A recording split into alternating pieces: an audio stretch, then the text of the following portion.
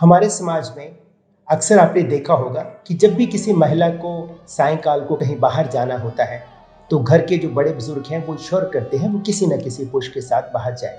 अगर घर में कोई पुरुष नहीं है तो किसी बच्चे को, चाहे वो 8-10 साल का क्यों ना हो, उसको साथ लेकर जाए और वो ये अपेक्षा करते हैं कि महिला उसके साथ सुरक्षित है। अगर कोई कोई भी एडवर्स सिचुएशन आती है तो वो बच्चा जो है शोर करेगा या कुछ ना कुछ पत्थर उठाकर या कुछ ना कुछ जो है वो हिट करेगा और प्रोटेक्ट करने की कोशिश करेगा। जबकि सोचने वाली बात है, ये काम तो महिला खुद भी कर सकती है। तो कहाँ से ये सोच डेवलप हुई कि नारी के पास जो है वो कोमलता है, सुंदरता है और पुरुष के पास जो है वो शक्ति है।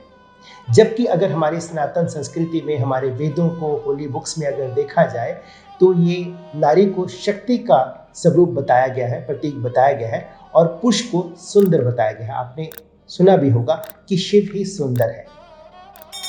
आज की इस वीडियो में मैं कुछ उदाहरण आपको प्रस्तुत करूंगा, उसके बाद आप विचार कीजिएगा कि क्या ये बात सच है, मानने वाली है या नहीं मानने वाली।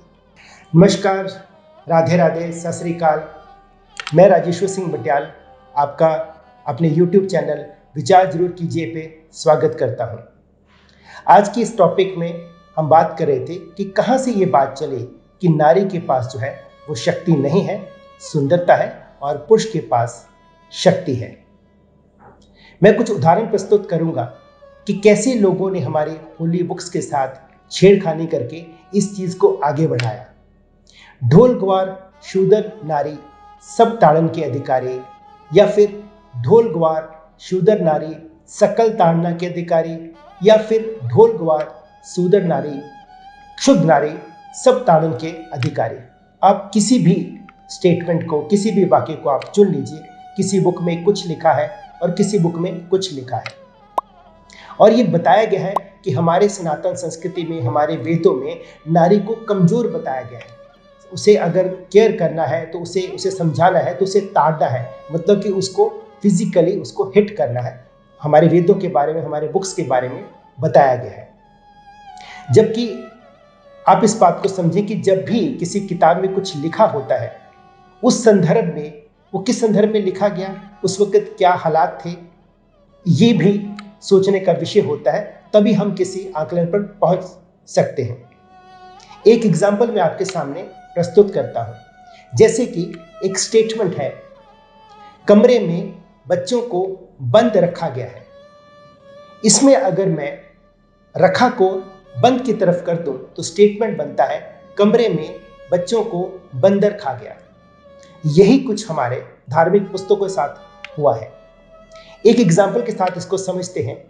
महाभारत काल में द्रोणाचार्य ने एकलव्य से दक्षिणा के रूप में उसका अंगूठा मांग लिया और ये बात फैलाई गई कि वहां पर उस काल में जो अपर जाति के लोग थे, जो उच्च वर्ग के लोग थे, वो निम्न वर्गीय लोगों के साथ इस तरह से व्यवहार करते थे। जबकि सच बात यह है कि एकलव्य जो थे वो एक राजा के बेटे थे, भील जाति के राजा के बेटे थे और उन्होंने जब उनको ये लगा कि गुरुजी अब उनसे अपेक्षा करते हैं, हालांकि द्रोणाचार्य ने उन्हें सिखाने से मना कर दिया था और सबको मालूम है कि उन्होंने मूर्ति लगाकर जो है अपनी शिक्षा दीक्षा जो है करी। अब जैसे गुरु द्रोण को ये पता चला कि ये जो है वो अर्जुन से कहीं ज्यादा मेधावी है और वो अर्जुन को वचन दे चुके थे कि तुमसे बढ़िया, तुमसे बेस्ट जो धनुर्धर है वो कोई नहीं होगा। इसी एवज में उन्होंने ये हुआ होगा, मतलब उस वक्त तो कोई था नहीं, तो हुआ होगा कि उन्होंने एकलव्य से वचन ले लिया कि वो कभी भी अर्जुन के समक्ष किसी भी प्रतिस्पर्धा में ना आए, ताकि उनकी बात ये रखी रह जाए कि अर्जुन ही सबसे अच्छा धनुर्धर है। और समझने के लिए आगे ये बात फैला दी गई कि एक तरह से जैसे एकलव्य का अंगूठा ही ले लिया। आज के समाज में अगर हम देखें, कोई व्यक्ति हमसे सारी हमारी शक्तियां जो है, सारी हमारी जो कैपेबिलिटी है वो छीन लेता है, तो हम क्या बोलते हैं, यार तुमने तो मेरे हाथ ही काट दिए। या फिर कभी कोई लोग कुश्ती देखने के लिए गए, ठीक है, और वहां पर नेचुरली है कि अगर कोई बाउट होता है तो एक व्यक्ति जीतता है, एक व्यक्ति हारता है, तो बाहर निकल कर लोग क्या बोलेंगे, अमुक व्यक्ति ने अमुक व्यक्ति को कुछ ही क्षणों में जित कर दिया। अगर हम सिर्फ इसी स्टेटमेंट को लें तो इसके संदर्भ में ये बोला जा सकता है कि शायद मार ही दिया। जो हम पहले बात कर रहे थे कि मेरे हाथ काट दिए, तो क्या व्यक्ति के एक्चुअल में हाथ कटे होते हैं? एक और एग्जांपल लेते हैं। अभी कुछ दिन पहले कश्मीर में मिलिटेंट्स के साथ मतलब फाइट वगैरह बाउट हुई हमारी इंडियन आर्मी के। तो जो ब्रिगेडियर साहब थे वो ये बोल रहे थे कि हमने 3 आतंकवादी को न्यूट्रलाइज कर दिया। अब न्यूट्रलाइज को अगर समझें तो उसका मतलब गिरफ्तार करना भी होता है और उसका मतलब जो है वो मारना भी होता है। तो वो क्योंकि उनको बॉडीज नहीं मिली थी, ठीक है, कुछ बॉडीज मिली कुछ नहीं मिली, तो उन्होंने कॉमन वर्ड इस्तेमाल कर लिया, न्यूट्रलाइज।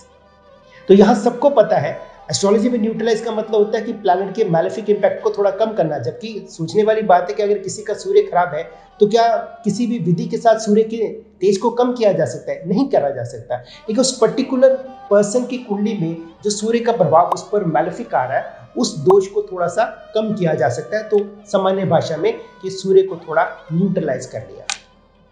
मेरा ये कहने का इस वीडियो में यही तात्पर्य है कि हम जो बात बोली जाती है वो किस संदर्भ में बोली जाती है, उसके बड़े मायने हैं। अब बात करते हैं तुलसीदास रामायण में, रामचरितमानस में जो ये वाक्य आता है। अब आप ये समझें, पूरी रामायण में इसी बात पर मर्यादा पुरुषोत्तम जो राम जी हैं उन्होंने इसी बात पर जोर दिया है कि कैसे नारी का सम्मान करना है। मथुरा ने 14 साल का वनवास भी दिया, उसके बावजूद भी रामचंद्र जी को बिल्कुल भी नाराजगी नहीं हुई। भरत जी ने, उनके बेटे ने जरूर मतलब अपनी माता को अपशब्द कहे, लेकिन राम जी चूंकि मर्यादा पुरुषोत्तम थे और वही वो मैसेज देना चाहते थे कि नारी का जो है वो प्रथम स्थान है, नारी जो है वो शक्ति का प्रतीक है। और तो नारी को, उसी नारी को कोई कैसे ताड़ सकता है। और उस वक्त जब रामचरितमानस लिखा गया तो अवधि में लिखा गया था। और ये आदित्य योगीनाथ ने विधानसभा में भी कहा है कि ताड़ने का मतलब होता है देखना, परखना।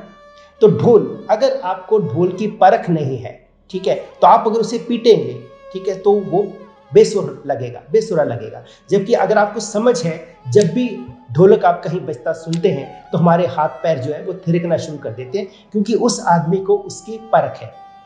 ऐसे ही अगर कोई गवार है, यहां पर गवार का मतलब ये बिल्कुल भी नहीं है कि वो व्यक्ति जो है वो निम्न जाति का है। जात पात सनातन में थी ही नहीं, कर्म के आधार पर वर्ग थे। उसकी मैं कभी किसी वीडियो में चर्चा करूंगा, आज का वो टॉपिक नहीं है। तो जो शूद्र है, जिसका भौतिक स्तर उतना अच्छा नहीं है, अगर हम उसके लेवल पर उसको नहीं समझेंगे, ये परख नहीं रखेंगे कि व्यक्ति को किस बौद्धिक स्तर पर पहुंचकर समझाना है, तो उसके साथ जीवन निर्वाह कैसे करेंगे, या उससे अगर कोई कामकाज लेना चाहते हैं तो कैसे लेंगे। ऐसे ही शूद्र, पूरी रामायण में शबरी के वाक्य सबको मालूम है कि कैसे राम जी ने उनके जूठे बेर खाए, निषाद राज के साथ, केवट के साथ, ये सब निम्न जाति से थे, लेकिन कभी भी कोई भेदभाव वाली बात नहीं हुई। तो ये बात क्यों आई?